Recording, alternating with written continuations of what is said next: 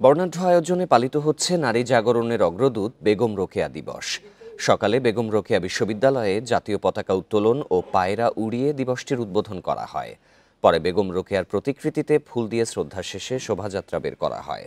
বেগম রোকেয়ার বসতভিটা রংপুরের পায়রাবন্দে একই কর্মসূচি পালন করে প্রশাসন সহ বিভিন্ন প্রতিষ্ঠান। পায়রাবন্দে আয়োজন করা হয়েছে ৩ দিনের রোকেয়া মেলা।